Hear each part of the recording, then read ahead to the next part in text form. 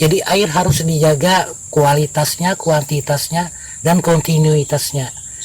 Gini ya, tembok di sebelah jembatan Eswarman dulu katanya nanti simpang Lembu Suwana, rumahnya depan rumah jabatan tak banjir lagi. Kan masih banjir, berarti tembok tuh gagal. Yang misalnya di sidang AMDAL, orang akan selalu meninjau dari dampak sosial dan dampak ekonomi. Jadi kami mewakili menyuarakan dampak ekologi. Yang ada air minum kita beli air isi ulang, mana ada pakai air minum PDAM. Yang ada itu PDAM itu bukan perusahaan air minum, tapi perusahaan air mandi. Cuma bisa kita pakai mandi.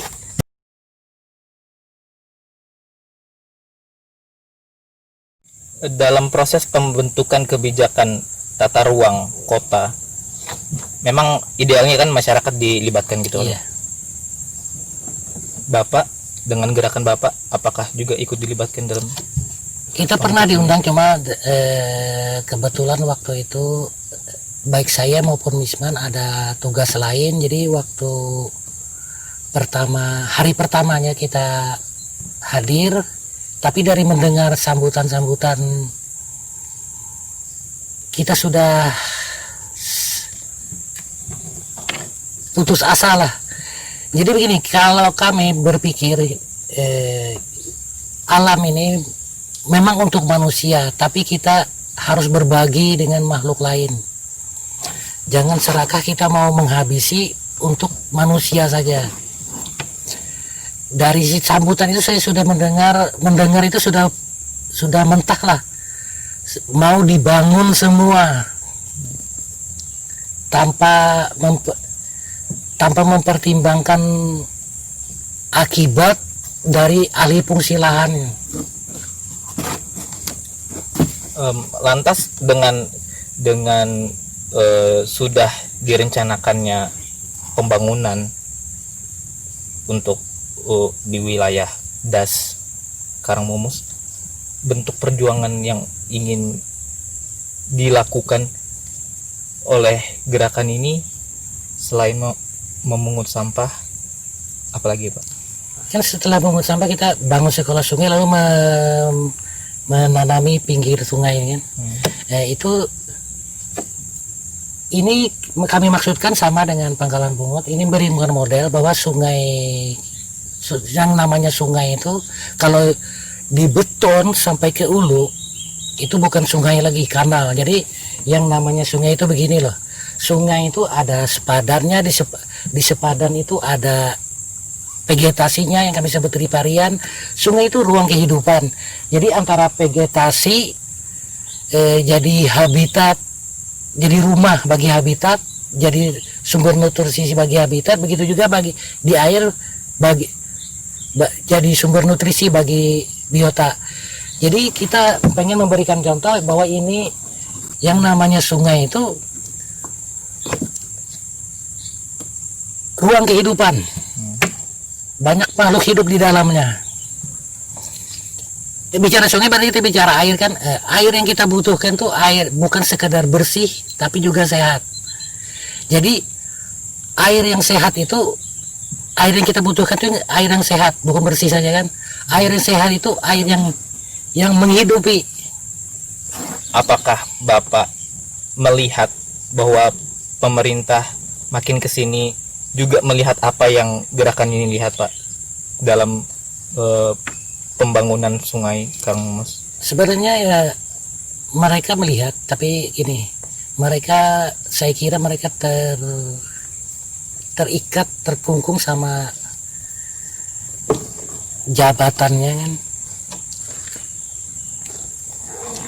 Kalau secara pribadi dari kita diskusi komunikasi secara pribadi, mereka paham, mereka mengakui kebenaran kita, tapi mereka terikat sama aturan, sama tupoksinya. Karena memang dari pusat membangun sungai itu kalau yang dari pusat itu, kalau bagi kami itu bukan membangun sungai, itu membangun kanal. Berarti perjuangan apapun sebenarnya yang kita lakukan, kalau misalnya tidak disupport dari pusat, sebenarnya bisa bentrok juga Pak ya.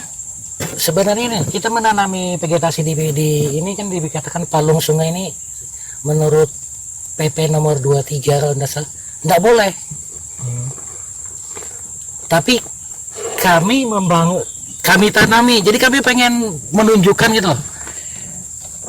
Sejatinya sungai itu di palungnya itu kalau kami mengatakan itu zona sungai ini dibagi 3 zona akuatik, zona amfibi, zona kering.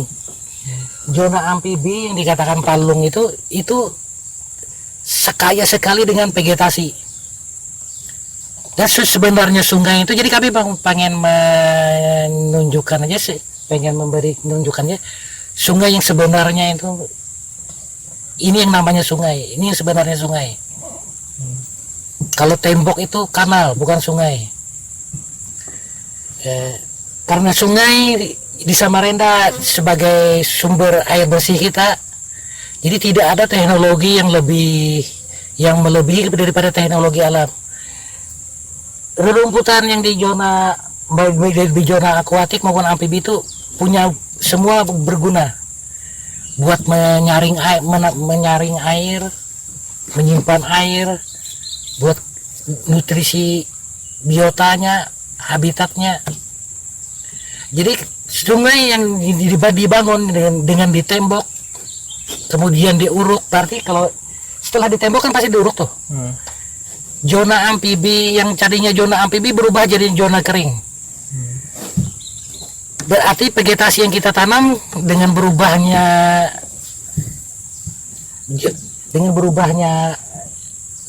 tanah itu beda kan? Iya. Berarti akan menjadi sungai yang mati. Sungai itu ruang kehidupan. Mati karena tidak ada zona akuatik, amfibi dan keringnya itu Pak ya, cuman. Berarti putus dari akuatik langsung ke kering. Tidak ada zona antara. Sehingga teknologi alam itu tidak terjadi. Bagi biota, vegetasi kering ini kan tidak connect sama mereka. Maka memang diperlukan adanya zona amfibi itu Pak ya. Jadi gini, kami memandang secara ekologi, ada siklus makanan, ada rantai kehidupan. Di situ pertentangan kita, perbedaan pandang lah. Jadi dari latar belakang itu kami mau mendirikan sekolah sungai, merubah gagal pandang kita, salah paham kita terhadap sungai. Kalau dari Bapak sendiri sebenarnya, jadi cara pandang kita untuk melihat sungai, khususnya Sungai Karangmumus ini, bagi sebuah kita apa Pak? Jadi kalau kita susur, kita akan melihat aktivitas warga di sepanjang sungai. Kita akan menyadari bahwa Sungai Karangmumus itu airnya dibutuhkan. Kalau kita, jadi dalam membangun Sungai Karangmumus itu tidak bisa diturap semua, dikeruk semua. Jadi air harus dijaga kualitasnya, kuantitasnya, dan kontinuitasnya. Berarti untuk menjaga kualitas air, berarti kita tidak boleh membuang sehelai sampah atau setitik limbah ke sungai, karena airnya kita ambil.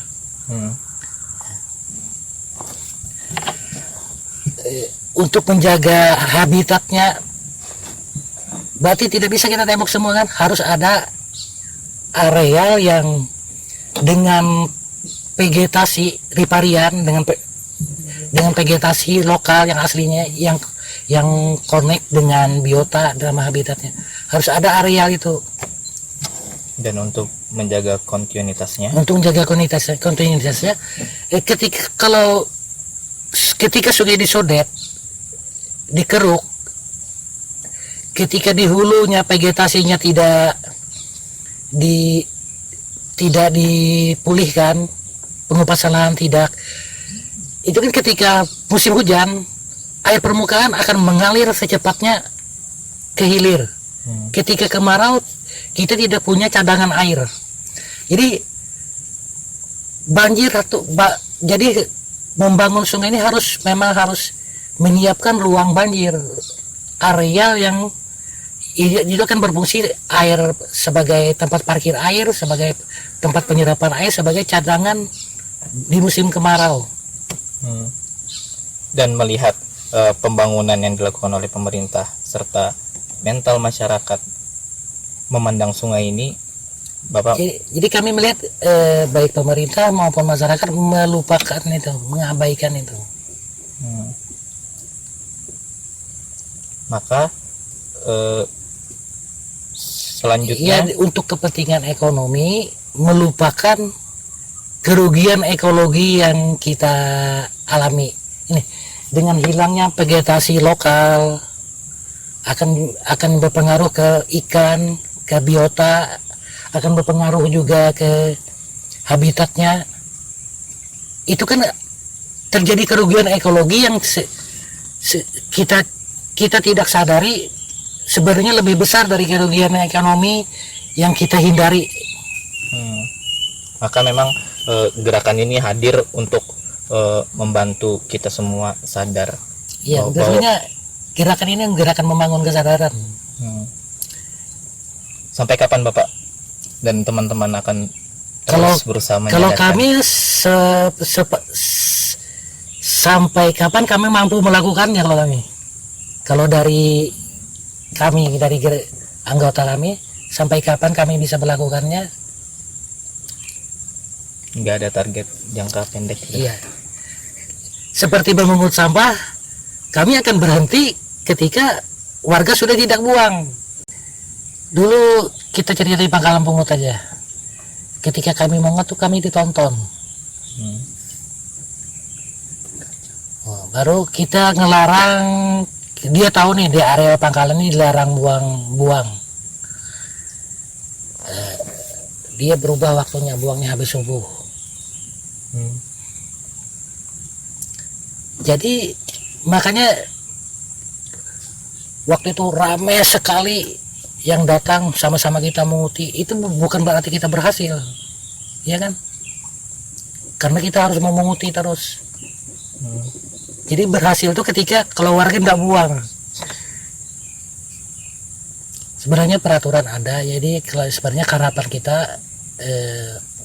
sosialisasi dari peraturan itu, penerapan dari peraturan itu, ketegasan pemerintah dengan peraturan itu, sama kepastian terhadap peraturannya itu sendiri, Pak. Kepastian hukumnya.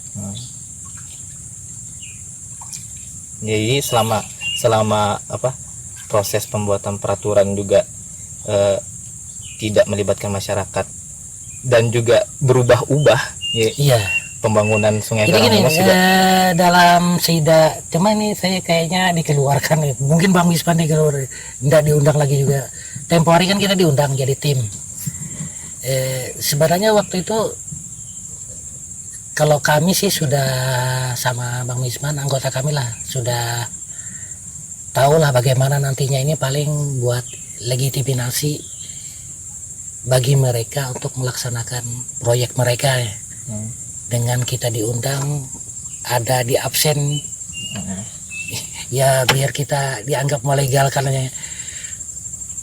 Waktu itu kalau berjalan, yang saya pengen itu gini loh, cobalah undang wakil nelayan, wakil petani yang membutuhkan air Karangmumus ini, dengarkan suara mereka, apa masalah mereka setelah sungai ini disodet, setelah sungai ini dikeruk. Jadi di sini di Muang ini ya, dulu Muang ini sebelum menurut orang tua di sini, sebelum adanya bendungan Lempake, ini lahan basah, lahan pertanian, lahan kering. Adanya bendungan Lempake lalu menjadi lahan basah. Setelah ini dikeruk, dibuat tanggul, balik lagi menjadi lahan kering. Setelah beberapa sodetan dibuat, ketika kemarau untuk bertani mereka harus nyedot air. Itu kalau saya tanya 1/3 3 hektar itu sekitar 10 liter habis nyedot air. Ketika banjir sawah mereka tenggelam, ketika musim kering sawah mereka kering harus nyedot air.